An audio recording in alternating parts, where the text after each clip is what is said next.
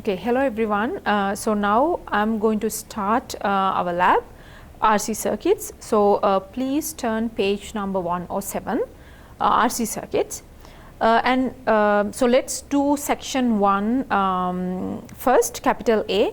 So the first thing you need to do is read the questions and you have to predict the answers. Okay, so again it's page number 107, section 1, capital A. You have 3 questions, so please predict the answers first.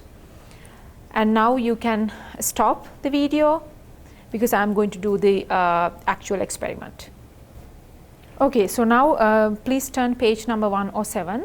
So I'm going to do the actual experiment, section 1, capital A. Okay, so you have like basically 3 questions. So so what you have here, so here we have a 3 batteries in series, and then here this is the switch, and then here's the single bulb, and then here we have a 1 farad capacitor. So 1 farad means that is the capacitance of this capacitor.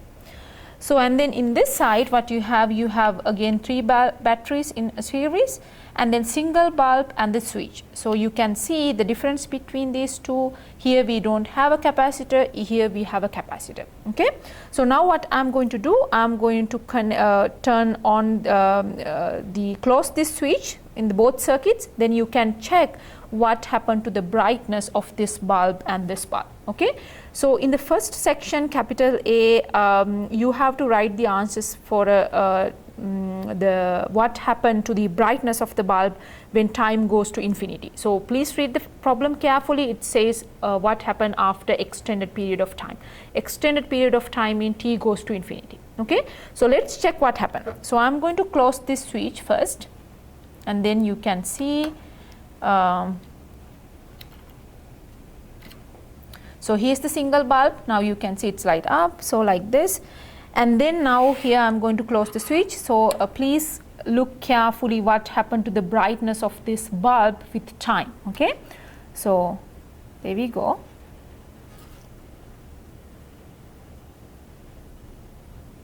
So you can see what happened to the brightness with the time.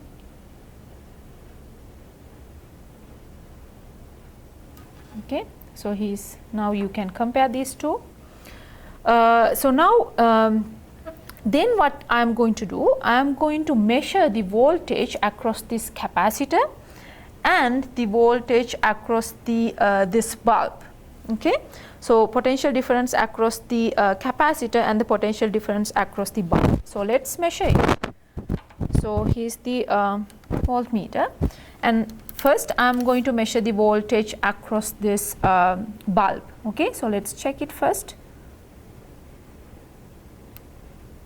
So you can see it, let's wait a little bit because it's decreasing.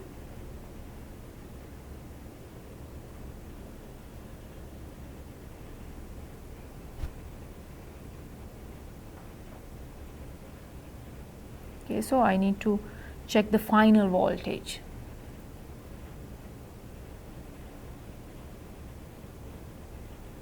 Okay, so still it's changing.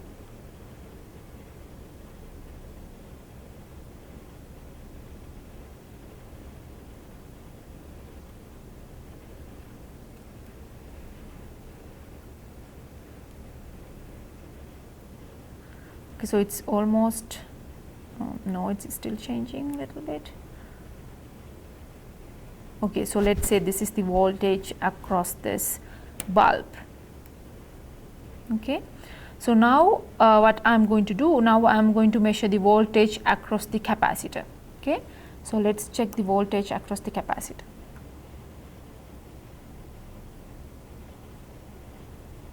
So here you can see that value. Okay, so now now let's do now I'm going to do something related to capital B, section 1, capital B.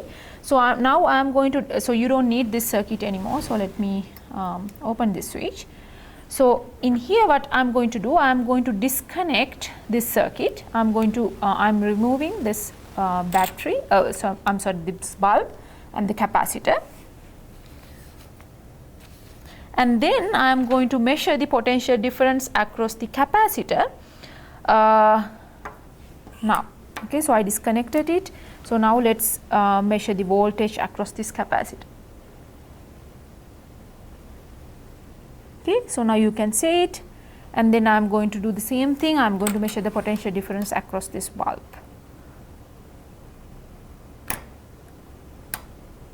Okay, so now you can see that. So now let's so that's the one part, and then now let's talk about the discharging of the capacitor. So what you have here you have a fully charged capacitor now, because we already charged this capacitor. So now you have a fully charged capacitor. So now if I want to discharge this capacitor, what we can do? So there are two ways. So let's do like this. So now this is a fully charged capacitor, and if you remember, we already checked the potential difference across these two legs. So here it is again. This is the potential. This is the potential difference, right? So now we have a fully charged capacitor. Now I am going to discharge this one. So how you can do that? I can do like this. So let me take some wires like this, and then I am going to connect this leg with this one, the positive and negative, like this. Okay. So now now what happened? I am trying to discharge this capacitor. So now let's keep this one for a few seconds, and then I am going to measure the voltage across this capacitor. If you remember, in the very beginning we measure the before we connect these two legs, we measure the voltage. So that means we measure the voltage when it is fully charged. Now we connected these two because I am trying to discharge this capacitor. So now let's check what happened to the voltage. See? Okay, now you can clearly see the difference.